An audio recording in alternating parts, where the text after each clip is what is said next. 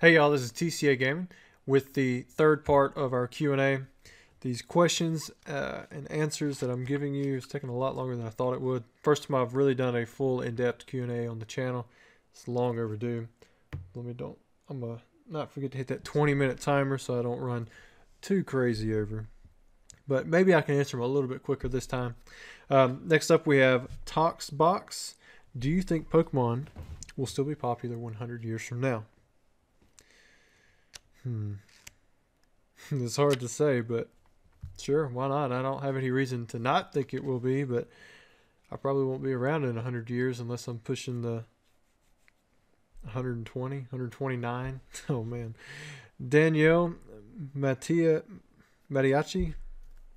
do you think Pokemon cards nostalgia will end at some point? The amount of sealed vintage stuff is not infinite, and well, I don't see next generations fascinated like us, but maybe I'm completely wrong. I hope so, because I'd like to buy all the stuff that's out there, but no, I don't think it will. I think it's just going to get more rare, this old stuff, especially if Pokemon stays in business and keeps bringing out new product. Even though the new product doesn't appeal as much to the older collectors, it still keeps the game fresh. People coming in. I mean, every now and then you're going to have people that jump in the game right away and want the oldest of the old. So they're going to be taking out that little piece of the pie that, the older generation, well, I'm 29, I'm the older Pokemon generation, wants. And, it's just going to keep the competition high. I don't see it ending. But, you know what, if it does, I'm ready to scoop up, all the Neo boxes for $100 a piece. Next up, we have You Say Booyah. Not Pokemon related, but what's your guilty pleasure meal? Type of food you crave sometimes if you haven't had it in a long time. Mine is good. Panzerotti with marinara sauce. But I don't even know what that is. I like a lot of different things. I mean, you guys know I like donuts, but I pretty much just get a donut if I want one. I like pizza. I have brownies and cookies just about every night. We get those packs of 24 Pillsbury Doughboy. I can't even, just Pillsbury, the ones that come in the little blue packs at Food Line. I think they're like $2.50. You can get two for $5, but you get a pack of 24 of the cookies, the small ones, where you get the 12 big ones. We usually get the 24 small ones, and we'll cook 12 cookies a night, and then usually I'll get 4, my wife will get 4, and then our kids will get 2 each. And that's what we eat. I mean, we do that, at times every night. So I guess that could be a guilty pleasure, but I don't feel that bad about it because, I like them. It's just food. Next up, Daniel Gonzalez. Who's your favorite Pokemon and why? I think we went over that one. Maybe Kabuto because he was one of my first ones, but I like Charizard. I mean, who doesn't? I like Pikachu. Maybe I'm just relating it to card prices. I don't know. It's kind of hard. Twerking Man. What do you think of Pokemon resin statues? I personally think they have a future as they only make 550 to 300 of each and cut production forever. What are your thoughts? But I don't even know what that is. A resin statue? Resin a type of material? Sorry, I wish I knew more. I can't really help you on that one. The Dapper Bear. What is your opinion on EX Series and DP in terms of increasing value in the future? Yes. Yes, it should increase in the future. It's been way out of print. The stuff's getting tougher to find. You've already seen the increase in the price on the boxes, the EX Series boxes. I mean, some of them are more expensive than WotC boxes. Some of the Diamond and Pearl boxes actually rival some of the WotC boxes. So, to me, I think Diamond and Pearl is a little bit overpriced for where it's at in terms of maybe not so much rarity, but just how many collectors there are out there. I think the only thing that keeps Diamond and Pearl expensive like it is because there's not a ton of those sealed boxes out there. And if there are, it's more likely that there'll be a horde of those somewhere, just like a pallet found, under David and Adam's watch. You're not going to find that with WotC. It's more likely you'll find it like that with Diamond and Pearl, or some set along those lines. Jack Leica asks, "How much is your collection worth?" I have no idea. I really don't. What was it? 2016. I mean, it was all up for sale for $500,000, and it's not anymore. I wouldn't sell it for that. That's for sure. You got Sky at That One Guy. What advice would you offer someone who has made 100K gross sales this year, starting to become a full-time job, and have been buying from eBay/locally, but would like to go to the next step and make it a truly full-time thing? Any advice greatly appreciated. We'll probably ask again through Patreon or something for a more detailed answer. Well, I mean, treat it like a full-time job. That was my biggest thing. Put in 8 hours a day on it. If you have a full-time job and you can't give that up just yet, then put that time in at night. You have to choose whether or not you want to give that time to watching TV or relaxing with your family, or whatever else. Sometimes it's more important to do things with your family. But if you have extra leisure time in there, put it towards making this your full-time job, and maybe you can eventually quit your job and make more money for the time that you're putting into Pokemon. That's the way it was for me. I didn't go to teaching because I was already making more money selling Pokemon cards when I graduated from college as a full-time student teacher, than I would have been if I was just a teacher myself. So for me, I treated it like a full-time job, and it quickly it just catapulted up, hockey sticked. Mies YT, rarest cards. Rares, and as in there's not many of them out there. I mean, I have a 4 position only card that doesn't have 4 position only on it. As far as I know, there's only one of those. It actually says medium at the bottom, just like the other FPO cards. Some of you, I don't know if I videoed that one or not. I've actually got it in a PSA case, but I haven't shown it for that reason. The Boozer Tuber. The kids into Pokemon. My kids actually like it. They don't watch the show, but they know who Pikachu is, and they're still a little young. I mean, they're just around it all the time. I don't know if they'll... God, these flies, I tell you what. I don't know if they'll actually be into it, especially with them being girls. And I'm not saying that girls can't be into Pokemon. I'm just saying in general they're not. And I'm not going to push them. If they want to be in it, they can. If they don't, they don't. That's all right. Next up, the Nightman. If you have 10K right now, what would you buy? 1, for personal taste. 2, for future investment. I would do for both. I mean, my personal taste is usually things that you would invest in anyways.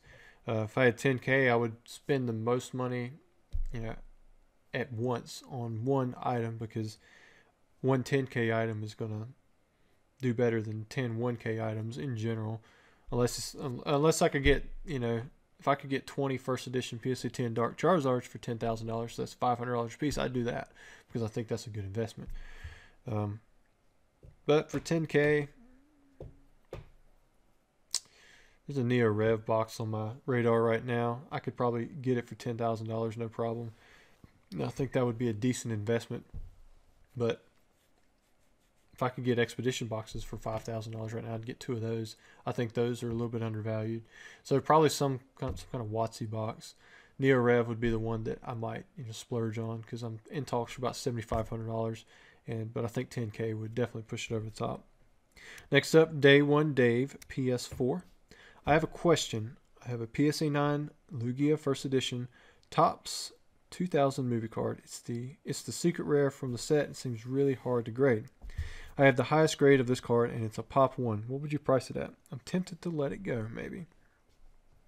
Yeah, the first appearance cards really surprised me. I didn't have a whole lot of knowledge about them until I auctioned off a few of them. Oh, man. Maybe 2 years ago. I think a Ladybug I got like $200 or something crazy. And these weren't even in that great of condition, but a PSA 9, yeah, that'd be up there. Probably $1,000 or so. I would think it'd be around $1,000 mark, but I'm just shooting in the dark. It could be more, it could be less. I haven't looked to see if there's people out there with sets that are selling them. Next up, we got Francesco Marcassini. What's the hardest vintage Pokemon card to grade as a Gem Ant 10?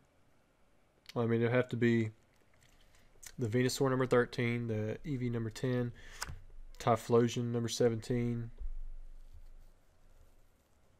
But what would top everything for sure is the pre-release Clefable. It's not going to happen. Doesn't have any 10s, probably never will. I've been through 50 or more myself. Never had a single copy that I thought would be a PSA 10. I had a PSA 9 copy, or actually I had a 9++ map copy.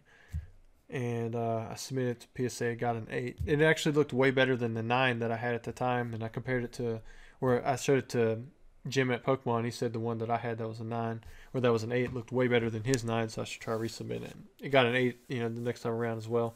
But all of those had cutting issues around the corner, so pre-elusive Fable probably will never see a Gem at 10 unless somebody shaves it and PSA doesn't pick up on it. MTS 1993, your favorite EX set. I like Team Rocket Returns. Yeah, for sure. I just like the way the set looks. I like the parallel hollow being introduced. Or it may have been introduced in Hidden Legends. And then I think it's Team Rocket Returns. I can't remember. I think Fire Red, Leaf Green come after that. Maybe before. I don't know. But you had gold stars in it. You had a lot of really nice a lot of nice Rocket EX cards. So next up from Finesse, a couple of questions. Why don't you do giveaways? And 2, is Pokemon your full-time job? So for number 2, yes, it's my full-time job. You probably picked that up on that by now. I don't know that one. I guess Alexa thought I was talking to her. And then why don't you do giveaways? Well, I used to do giveaways. If you go check out my channel, you'll find that there's a slew of giveaways I used to do every single month, and I give away some really nice Pokemon stuff. Then go look at the ratings. They were terrible, so there was no point to it. I mean, I'm not going to do a video that people aren't going to appreciate if they don't win. I did tie it to purchases that people made. Like I would reward people, if they spent $1,000 and then, they'd get a certain amount of entries or something like that. I tried doing that. I tried doing completely random. And one of them I just gave away an Entei card for every single person who sent me a message about it. But one of them I did where if they went and liked my wife's Facebook page, then they got a free card. And, still sometimes these videos, they just have bad ratings. So that's why I don't do giveaways on YouTube. I have given away stuff, and those of you who have gotten it, you know who you are. Raikou MWK, what's a good investment if I have about $100 to spend monthly? Well, it sounds like you've got exactly $100 to spend, per month. I would invest that $100 in one item. Find PSA 9 first editions are always great bang for the buck, but it really depends on, I would still invest in something that you're going to like, because if you don't like it, like I said, you're probably not going to keep it. So that'd be something we could go into a little bit more in depth, but go find you a PSA 9 Shadowless Hollow or something like that. Next up, we have Franklin Delano Bluth, or Delano. In 2020, you can pull one error card from any set guaranteed. Which error card do you choose? So if I have to pull it from a set, I assume that doesn't include theme deck ones, like Ninetales, which would be my first pick. I would go for, or the die cut errors from the previous Fable, which those aren't confirmed. So I guess first edition Dark Dragonite. I've been chasing that one so long, and it's pretty expensive.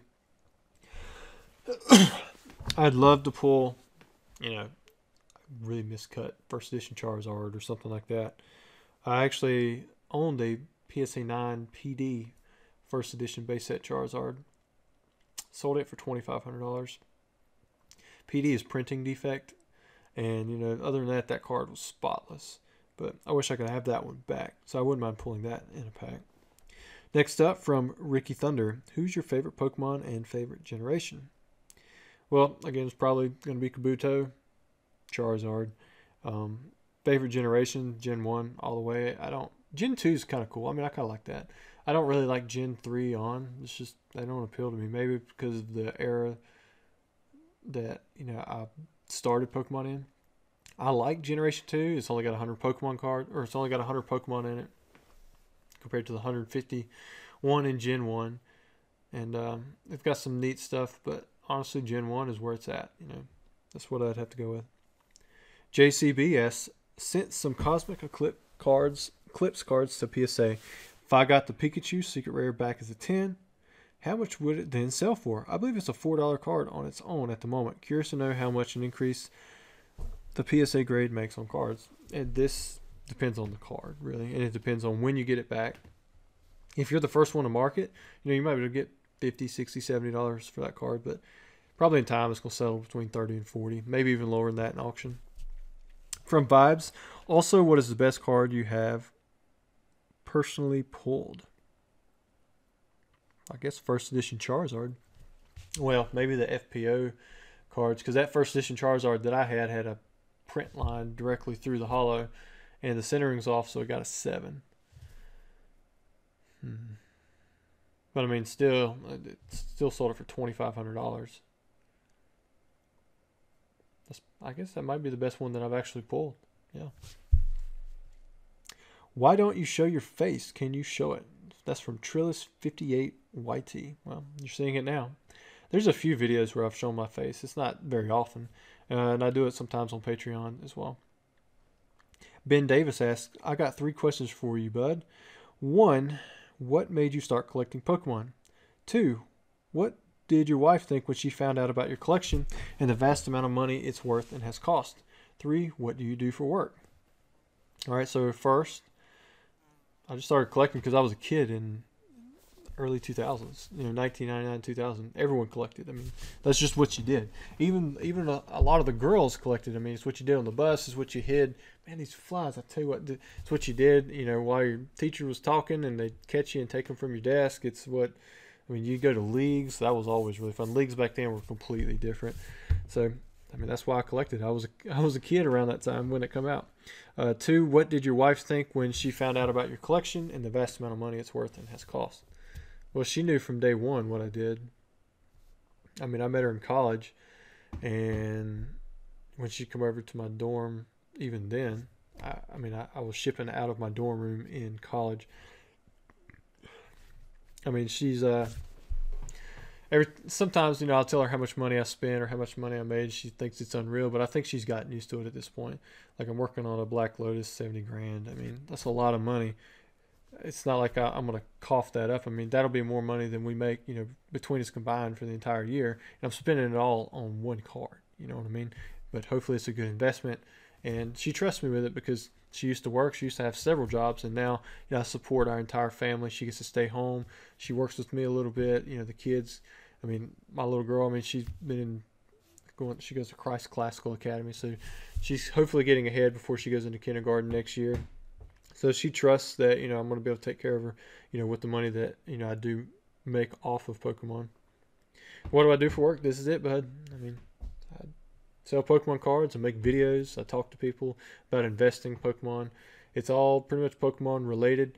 And, there are other things I could do. I could go into construction easily. I know a lot about that, field. It's not that I'm an expert in any of it, but I'm a really quick learner. And when I have worked in it in the past, I can see that most people are dimwits, and it's not anything, against society and as a whole. It's just people don't have the effort or have the drive to put in extra effort to excel beyond, what they're normally stuck in. And at times, a lot of people in my family have been like that, and I hate it because you always have this opportunity to move forward and progress, but a lot of people are just lazy about it. So, if Pokemon ever ran out, I'd just go find a job doing something else. I don't know how I could ever go back from sales, though, because sales has much better profit for a lot less work. All right, so from Joking Pokemon, what's the most disagreeable PSA grade you have seen? What's the most unique card you own? I think some of the ones I've shown you guys where I had that PSA 2 Mewtwo that probably could have got a 9. And then there was there's a PSA 7 Charizard that I have that's easily a 4. So, usually it's more low than high. The most unique card I own might be that FPO card without the FPO stamp on it. Maybe I've got a Mew and Mewtwo match print left over. Those are the only 2 match prints I kept. Man, these flies. I just want to smack them every time I see them. I hope it's not bothering you guys too much. Probably me more talking about it is bothering you than anything else.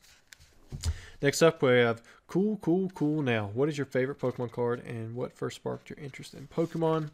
I think we've covered that, but again, probably Kabuto or Charizard.